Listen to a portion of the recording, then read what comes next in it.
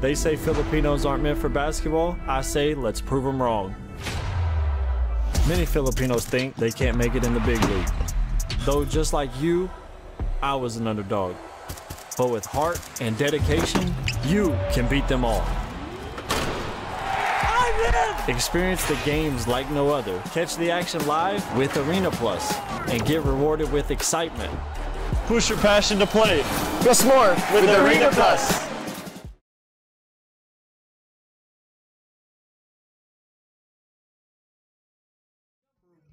06.7 Energy FM.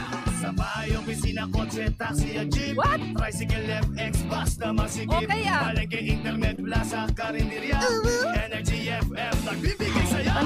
Huwag mong sabihin radyo, sabihin mo number 1. Energy. Pangga, energy kaibigan mo. Pangga, energy ang numero 1. Agad tumango na at isigaw mo. Same, pero iba. Huwag mong sabihin radyo, sabihin mo energy. Watch your favorite basketball teams now on Arena Plus. Matindi ang action, exciting pang panonood dahil may 1 million pesos per play. Visit arenaplus.ph to discover more and grab your chance to win. Sama-sama sa arena! Visit pagcor.ph/regulatory or email keepitfun@pagcor.ph. Promo runs from April 20 to June 21, 2025. EGLD reference number MKTG 2025-0474. Gaming for 21 years old and above only. Game responsibly. Keep it fun. Sa Arena Plus, astig sa sports. Download and play now at arenaplus.ph. Chika sa Arena!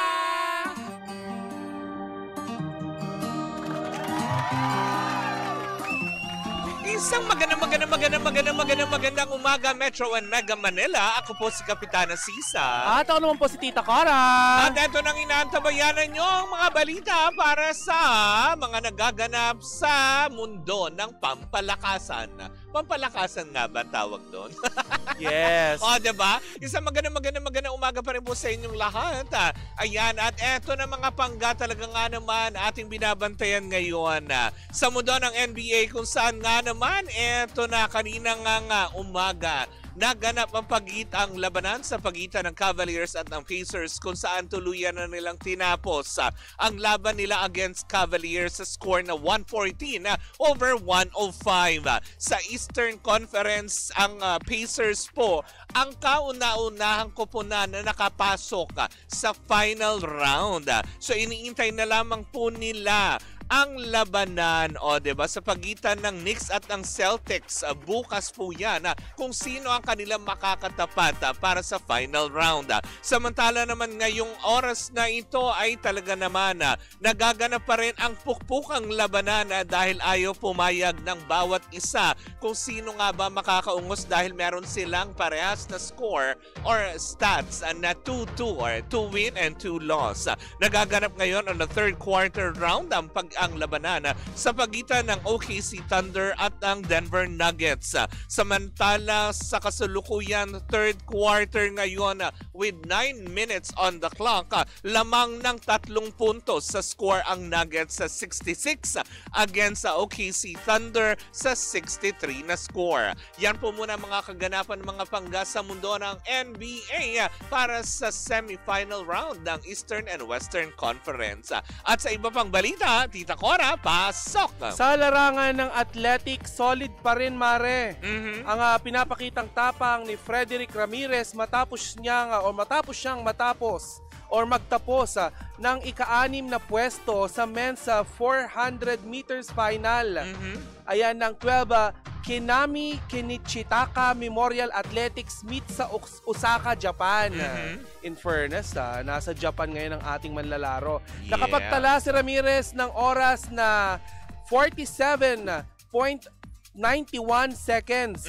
Ayan, 47 minutes and 91 seconds at nagtapos bilang ika-12 Ayan, nasa 12 rank siya overall sa nasabing event. Ayan, samantala Mare, smashing into finals naman dahil sa squash. Sunod-sunod ang panalo ng ating pambato. Unang bumandera si Ashton Rain Medino na tinalo si Muhammad Riz Asmar Mod Sharil ng Malaysia sa boys U12 or U11 semifinal round sa score na 14-12, 12-10 at 12-10. Wow. Hindi rin nagpahuli si Inigo Jordan, hindi Pascual, kundi Inigo Jordan. Matapos ang 11-5, 11-5, 8-11, 11-7 na score na panalo laban kay Shib Kaul ng Singapore. Boys U17 semifinals. Susubukan niyang sungkitin ang kampyonato kontra sa kapwa Singaporean na si Ethan Kwan. Pasok rin sa final, siyempre meron pa. Pasok rin sa final si Christopher Buraga ng boys U19 division. Matapos ang straight set win laban kay Yuan Sin Lee ng Singapore sa score na 11-8, 11-6, 11-4. Sa finals ay makakaharap niya ang number 2 seed ng Malaysia na si Nabil Iman bin Shirizazan Asrol. Panghuling balita natin Mare, sa tennis naman ay wagi ang powerhouse duo nila Alex Yala at Coco Gauff ng USA matapos talunin ang Italian pair na sina Tyra Caterina, hindi Katimora, it's Caterina, ayan, at si Caterina Grant at si Liza Pegato sa round of 16 sa score na 6-2, 6-3. Sunod nila makakaharap sa quarterfinals ang Italianong sina Sara Ezzarani at Jasmine Paolini. In fairness, hindi ba? At syempre mga pangga, para mas mapabago pa din ang gaming experience mo, well, gamit ang Arena Plus app. Well, eto na. Bakit kanyo? Eto na, ang Arena Plus ay tinanghal lang naman bilang Best Sportsbook Operator for 2024 Sigma Asian Awards, kung saan ito ang magpapabago ng gaming environment mo at pag-i-enjoy sa mga paborito mong laro. Bakit din? Dahil sa Arena Plus app, kompleto na, hindi ba? Hindi mo na kailangan pa maghanap pa na kung saan saang website or page, di ba, ng mga latest scores at results sa mga inaabangan mong laro worldwide. Dahil sa Arena Plus ay kompletong-kompleto na. Tulad na lang ng mga inaabangan nating games, tulad na lang na ibalita natin kanina, di ba, sa mundo ng PBA, NBA, PBL, soccer, basketball, volleyball, boxing, at marami pang iba. Pwede mo rin masubaybayan ang live games sa kanilang local at international sports properties gamit lamang ang kanilang mobile application. Ika nga ng Arena Plus ay all-in-one na, anytime at anywhere pa. Ang Arena Plus din ay license sa Philippine Amusement Gaming Corporation o PAGCOR para masigurong legal at secure ang gaming environment ng ating mga user. At dahil gusto nating astig ka, astig rin ang official endorser ng Arena Plus. Naku, makinig ka pangga, dahil ang kanilang official endorser dahil kaastig mo ang Pinoy basketball sensation sa mundo ng PBA na si Scottie Thompson. At ang Pinoy pride na umaariba naman sa mundo ng NBA, ang phenomenal film and basketball star na si Jordan Clarkson. Kaya nga naman gawin natin mas astig pa ang alam mo yung paglalaro mo, pag-i-enjoy sa Arena Plus app. Diba? Sabayan natin yan ng Arena Plus official jingle na Halina sa Arena, performed by one and only Glock 9. Ang Arena Plus ang official sponsor ng PBA, PVL at Gilas Pilipinas. Kaya download na ng Arena Plus app in your App Store and mobile Google Play, and diba? And you can also watch it live at arenaplus.ph. Sa Arena Plus, astig sa sports. Paalala pa rin natin that gaming is 21 years old and above only. Keep it fun. Game responsibly. At dito na po natatapos ang ating Chika sa Arena. Hatid yan sa atin ang Arena Plus, astig sa sports.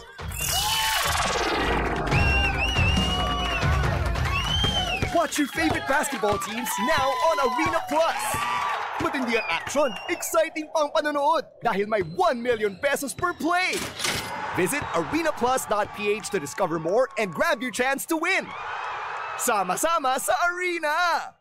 Visit pagcor.ph/regulatory or email keepitfun@pagcor.ph. Promo runs from April 20 to June 21, 2025. EGLD reference number MKTG 2025-0474. Gaming for 21 years old and above only. Game responsibly. Keep it fun. Sa Arena Plus, astig sa sports. Download and play now at arenaplus.ph. Cheers, miss! Gabaglita! With Tita Cora and Kapitana Sisa. Same, pero iba! We are number 106.7 Energy FM! Pagdawag mong sabihing radyo! Sabihin mo! Yan! Isang magandang umaga pa rin, Metro and Mega Manila. Kapiling nyo pa rin po ang Dynamic Duo. Wow! Dynamic Duo. Dancer, singer, diba? Magmamagic. Nakakaloka. Ako po si Kapitana Sisa. At ako naman si Dynamic, Tita Wow. Cora. At eto na ang Banglita sa Woo! Hello pa rin po sa inyong lahat dyan. Sa magandang umaga pa rin po sa inyong lahat. Sa mga nanonood via our digital platforms on Facebook, TikTok, and of course sa ating mga team replays on YouTube. Isang magandang araw po sa inyong lahat. Oy, good morning nga pala sa lahat ng mga mamimili, sa lahat ng mga sa mga grocery store. Ayan, sa buong Metro and Mega Manila. Ayan, na umaaray sa mga taas ng bilihin. Oo, parang diba? Grabe, paano na ng paano, no? Oo. Pamahal na ng pamahal, diba? Pero hindi natin sure, Mare, kung buong Pilipinas ba yung makakaranas ng 20 pesos na bigas. Eh, sinabi nga parang sinimulan yata muna, parang parting Visayas, diba? Sa Cebu. Kamakailan lamang, merong statement ng ating Vice Presidente na sinabi niya na kaya naman talagang pababain ng 20 pesos ang kilo ng bigas. Pero hindi daw niya ichichika kay President Bongbong. Nyokit! Ay, ano secret? Secret? Iki-gatekeep? May secret ba? Baka siya magbebenta. Charot lang. Pero ito na nga, talagang nga naman inantabayanan ng lahat dahil nga ang chikang ating ihatid for today's video ay maaaring ikagulat ng buong sambayanan. Dahil nga sa napapabalita nga, ang Itbulaga nga daw medyo magbabawas nga ba ng kanilang mga host? Kasi nga, diba? Bakit? Diba? Yan ang mga katanungan. Baka may nagkakatotoo na yung mga chismis nowadays na, diba, na kasi hodang, alam mo yun, na kulang sa sponsors and everything. Yun yung mga isyong binabato sa Itbulaga. Pero, hindi yun ang ating ichichika. Magbabawas sila, totoo yun. At ang una sa listahan dyan ay ang anak ni Charlene Gonzalez at Aga Mulak na si Atasha Mulak. Bakit? Pinull out na mismo kasi ng Viva etong si Atasha. Both naman silang magkapatid under Viva, diba?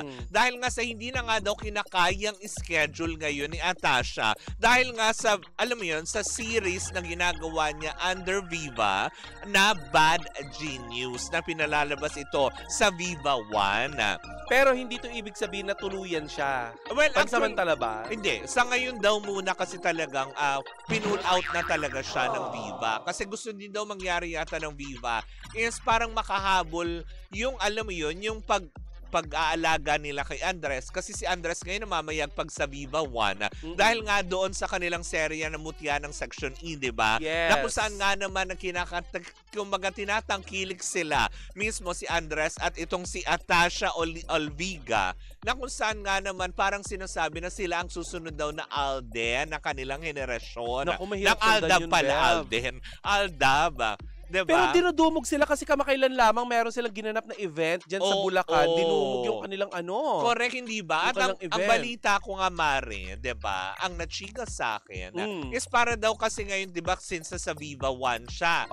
Ngayon daw, parang ipapalabas na siya sa TV5 sa free channel. Ay, bongga. Kasi gusto nila mangyari kung talaga ang magiging pagtanggap ba ng tao ay kasing init ng pagtanggap nila habang ipinalalabas ang series na ito sa Viva 1. Pero, eto na sagap kong chika. Anong chika? Dahil ilang araw na daw kasing namamataan si Julia Barreto, 3 araw nang nag-host sa Itbulaga. Na para bang sinasabi ng mga tao, si Julia ba ang kapalit ni Atasha? Bakit hindi? Diba, na nakakaloka to Dayos level? 'Diba? So, ibig sabihin ba nito, Julia, isa ka na rin bang Dabarkads, 'diba? Pero, yun, ang nasagap nga natin, chika, mukha yatang gagawin na din siyang regular. Kasi nga yun daw, kumbaga nag-guest host pa lamang siya, pero parang pansamantalang kapalit nga nito ni Atasha bago pa magkaroon ng finalization kung tuluyan nga ba talagang tatanggalin na si Atasha sa naturang noontime show. Nag-going bulilit ba itong si Julia Barreto? Hindi, ano? Parang hindi. Oo. Diba? Kasi kumaga parang alam naman natin, alam mo yun, it's a Barreto clan. Talagang nga na mapagpasok niya is talagang sa Julia. TV5 na si Julia. Oo. So doon na siya mapapanood. Wala namang problema sa ABS. So, kasi diba, content provider pa rin sila ng TV5 Correct. Napapanood. Kaya siguro talaga pero katapat yun ng ng It's Showtime. Oo, diba? Ng ABS-CBN. Ibang usapan pa rin yun. Correct. Competition pa rin yun.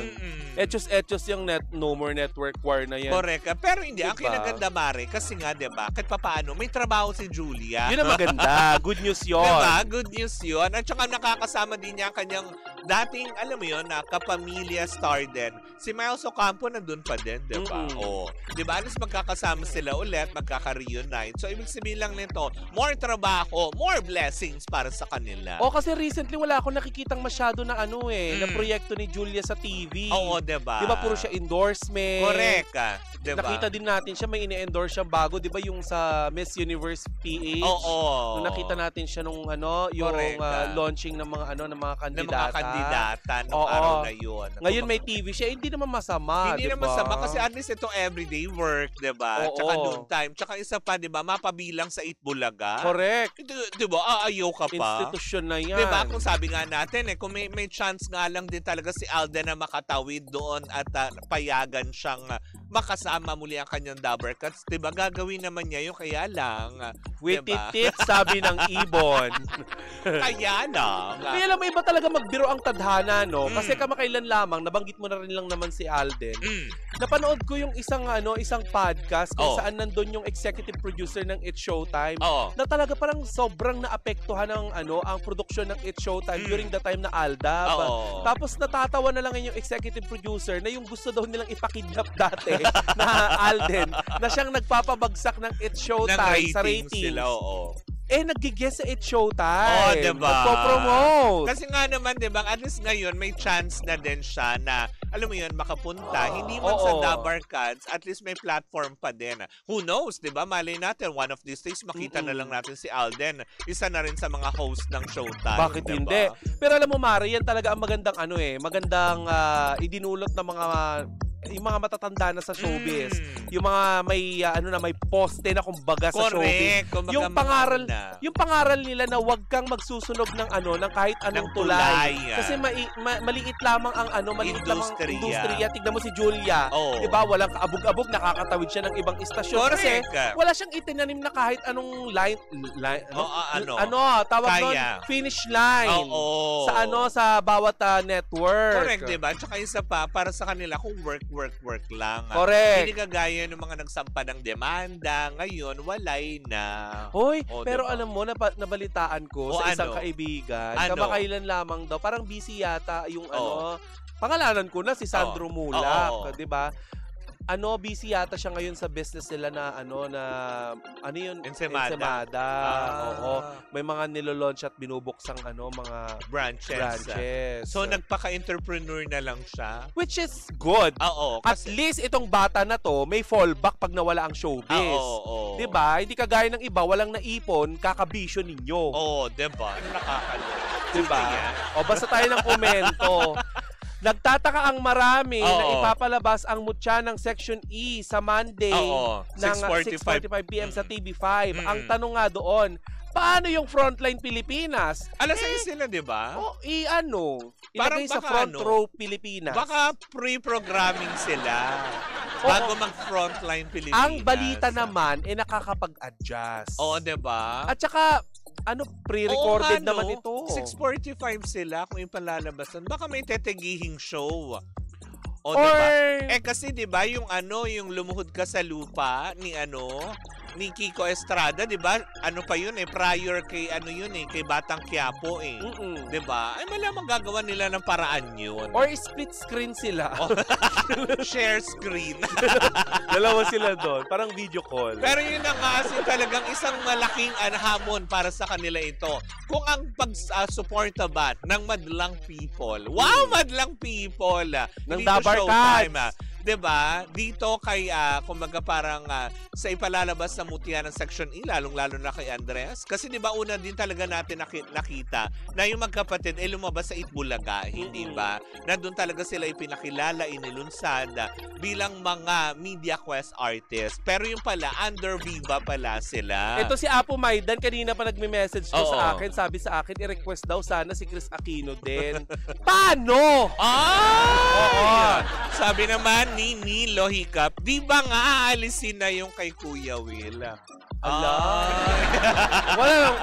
Wala nang babalikan. Uy, wag nyo na maggalitin. Oo. Kayong mga mga mabuburingot na naman yun. Kapag manood kayo ng sine, hayaan nyo na mo. Artista ang hinahanap nyo. Pag nanood kayong TV, artista ang hinahanap nyo. Pag nakikinig kayo ng music, artista ang hinahanap nyo. Tapos ngayon gusto namin tumakbo. That's a nonsense chuchu. That's a lasa. Yun nga, diba? That's a lasa nonsense. Kasi po, Kuya Will, ganito ipapaliwanag ko lang po sa inyo. Sino pong hahanapin namin sa sinehan? Diba? Si Franklin Drilon? Sino pong hahanapin namin kumakanta? Si Marcoleta? Si Marcoleta? Sino pong hahanapin namin sa pelikula? Ang kwento ni Alice Guo? Mali mo may mag-remake? Ay, bakit hindi? Bakit hindi, diba? Oo. Nakakaloka. Saan farm kayo? Sa The Farm ng San Benito. Ang layo Oo. Doon na pala itinago. Asa na nga pala si Miss Alice? Hindi, mapapanood pa rin naman nating sumayaw. Sino? Diba? Yung mga artista. Totoo naman, diba? Correct. Mapapanood pa rin natin yung mga artistang nalot-lot. Naku, mamaya pag-uusapan natin ang ang mga nalot-lot and friends. Naloti Wonderland. Diba? Well, diba? Supportan pa rin natin yan, diba? Kasi ito na yung mga bagong henerasyon ngayon na sumisibol na sa industriya, hindi ba? Kung totoo nga naman na sila na ang next Aldab. Intrusive talaga ng utak ko. Hindi mawala sa akin yung sinabi ni Pipay. Kilala mo si Pipay, di ba? Oo. Yung baklang yung kasama dati ni ni Petit. Hindi, si Pipay, yung baklang nakaganon yung titseryu, tapos nakaganon. Okay. Oo, pero beautiful si ate mo dahil may bubang niya. Ano tawag nun, sabi ng ganyan? Alam mo kung bakit ang init? Sabi niya, kasi bumoto ka ng demonyo. Hoy! Salbahe ka, Bad Pipay. yun! Diba? Ano yun? Sabi niya gano'n, oy, nay. Ay, ayokong basahin, baka naman Ay, baka mamaya mura yan, hindi namin maintindihan. Hindi namin naiintindihan, diba? Matagal nang wala sa TV5, pinalitan na ng teleserye sa ngalan ng ina ni Nora Honor. Oo, diba? Kasi nga, diba, yung time na yun na ibinalita natin yan, na nag-last day na nga yung, alam mo yun, yung will to win. Uy, Mari, natawag nun, nabanggit mo na lang din naman ang Nora Honor. Nakakalungkot na yung, film restoration ng ABS-CBN, nagpaalam na. Ay, talaga. So, yung mga lumang pelikula natin, dati, na nire-restore nila, wala na pag-asang. Dapat nilalagay na lang yun sa mga Metropolitan Theater, ganyan, sa mga museum. Kasi 'di ba magiging pa rin yan sa mga bata 'di ba lalo pag nagfi-field trip yan yung mga. Nabanggit mo yung Metropolitan Theater, kinikilabutan ako na lalo na nakita kong binuhat yung casket ni Nora Honor. Ay talaga. Oo. Sana naman wag nating hintayin na mamatay pa yung mga natin bago pumanaw yung ating mga national artists. Bigyan ng ng parangal. O di kaya bigyan sila ng importansya sa mundong ating ginagalawan. Alam ko ang ating First Lady Lisa Araneta Marcos very alam mo yun, very supportive siya sa Oo. film industry. Correct. Sana po, no, sa ating First Lady, sana po supportahan niyo yung film restoration ng mga dating pelikula For sure na nakakalimutan naman. na. Kasi Diba? sayang po iyon. Sayang Diba? yung mga magagandang pelikula. Nakakaloka. Sabi niya, wala kasing pangakong 5K ha. Yung isa nga last election 10K. Sino yan? Oo. Tsaka balik ako dun sa film restoration. Wag na po nating hintayin na yung mga nagmamaliw ng pelikula magaya dun sa dating scandal ni Ethel Buba na hindi na siya makilala kasi lumabo na kapapasa. Siya rin. O kung hindi naman, i-restore nila yan. Parang ginagawa ng Star Cinema, di ba? Oo. Dine-digitalize na nila yung mga luma nilang pelikula. Kasi di ba, ganun. katulad yung mga pelikula nila Marvin at Jolina, di ba, ni-restore nila to digital na. Correct. Sana ganunin na lang din. Total moderno naman na ang teknolohiya. Kaya naman din yan. Oo. Di ba yung mga Burlesque Queen ni Vilma Santos, yan yung mga dapat mapanood. Yung mga movie ni Dolphy, lalo na Diba? yung Markova, ang unang aswang. Tama ba? Hoy! Markova yun yung mga comfort gay, di ba? Comfort Iba yun, gay pala. si ano yun? Sino Si ba Labi yun? ko yata yun, yung unang aswang. Si Corazon. Yun Corazon. yung unang aswang. Hindi si Markova. Si ano yun ang unang aswang? Sino Erich Gonzalez. Erich. Diba? Siya yung gumanap doon. Well, anyways, ako mga pangga dahil Pluning and the Golden Bibe. Nagalo-halo. Grabe naman. Pero eto na nga mga bangga dahil dahil mamaya sa aming pagbabalik pag-usapan natin ang mga nalot-lot na mga artista sa industriya. Pero pag nabobore ka, Mare. Oo, ay nako. Pag nabobore ka, nako eto na. Isang masasuggest ko naman din sa iyo. Yes, hindi Mare. ba? Well, kung mahilig ka naman din sa Tong Eats at iba pa, well, tara na sa Game Zone, di ba? Fun believable sa Game Zone dahil you can play real games with real people for free. Di ba? At may chance ka din makisplit over 34 million pesos na premyo. At eto pa ang dapat mo pakinggan. May daily prizes na pwede mong mapanalunan na worth 14,640 pesos. Wow, Mare, makukuha ang cash credit, alam mo ba? Ay pwedeng gamitin panlaro sa kahit anong game sa Game Zone. Talaga ba? Naku, kaya i-cash out mo na yan. May dalawang event araw-araw. G ka na ba, Mare? Visit gzone.ph sa kanilang social media account, sa kanilang Facebook, Instagram, and TikTok na may username na @TaraGameZone. G ka na ba sa Tong Eats? Tara Game Zone! Abangan ang GTCC Summer Showdown from April 25 to June 28, 2025 at may cash pool up to 10 million pesos na paglalaban-labanan, kaya naman bisitahin na ang GameZone.ph para malaman ang ilang mga detalye. Tandaan, ang gaming dapat fun lang. Visit pagcor.ph/regulatory or you can email them at keepitfun@pagcor.ph. Promo runs from January 1 to December 31, 2025. EGLD reference number. O, diba na nakakaloka yun? MKTG 2024-2564. Tandaan po natin that gaming is 21 years old and above only. Keep it fun, game responsibly. At dito na po natatapos ang Baklita sa Woo Woo Woo Woo! At sa aming pagbabalik yan, hindi ba? Oo. Well, in the meantime, we are still Same pero iba. Tuloy-tuloy pa rin po ang ating tugtugan. Siyempre, dito po lamang yan sa number 106.7 Energy FM. Pag gawag mong sabihin radyo, Sabihin mo!